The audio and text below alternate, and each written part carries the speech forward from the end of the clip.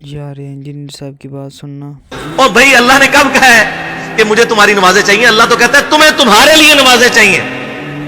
اور نماز کو اتنا کیجول بنا لیا بھائی.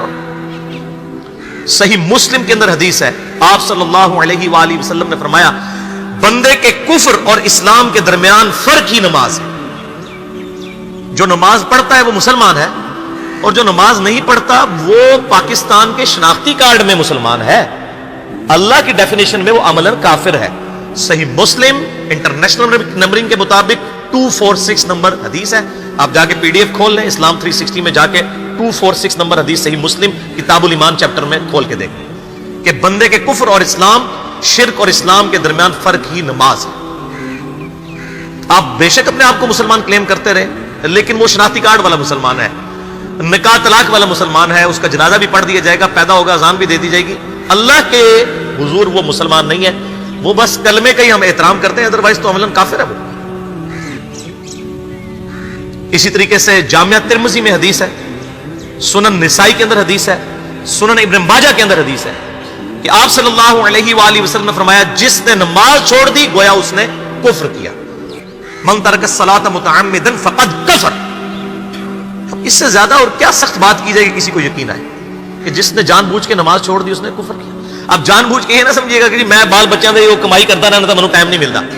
جان بوجھ کی ڈیفینیشن بھی نبی علیہ السلام نے بخاری اور مسلم میں موجود ہے کہ اگر کوئی شخص بے ہوش ہو جاتا ہے یا سویا رہ جاتا ہے، یہ دو آپشنز ہیں، یا تیسرا آپشن ہے وہ بھول جاتا ہے، تو جیسے یاد آئے اسی وقت وہ والی نماز پڑھ لے. لیکن جو شخص دنیا کو ٹاپ پرائورٹی مانتا ہے، اپنا آفس چھوڑنے کے لیے تیار نہیں، اپنا کلینک چھوڑنے کے لیے تیار نہیں ہے، اور اپنی دکان چھوڑنے کے لیے تیار نہیں ہے نماز کے لیے، تو ظاہر ہے کہ وہ تو اپنے آپ کو دھوکہ دے رہا ہے. اللہ تعالیٰ تو اپنے معاملات کے اندر بالکل اسٹریٹ فارورڈ ہے، بالکل یہ ذہن میں رکھ لیں.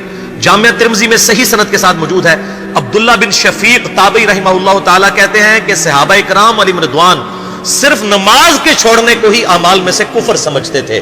یعنی وہ کسی کو نماز پڑھتا ہوا دیکھتے تھے تو کہتے تھے یہ مسلمان ہے، اور کسی کو نماز پڑھتا ہوا نہیں دیکھتے تھے تو وہ کہتے تھے یہ کافر ہے. یہ جامعہ ترمذی ہے، یہ کوئی سٹوری بک نہیں میں سنا رہا آپ کو. مسند احمد میں صحیح سند کے ساتھ حدیث ہے، نبی صلی اللہ علیہ وآلہ وسلم نے معاذ ابن جبل سے فرمایا معاذ اللہ کے ساتھ کسی کو شریک نہ ٹھہرانا، خواہ تمہارے ٹکڑے ٹکڑے کر دیے جائیں، تمہیں سولی پہ چڑھا دیا جائے، تمہیں آگ میں جلا دیا جائے، اللہ کے ساتھ کسی کو شریک نہ ٹھہرانا.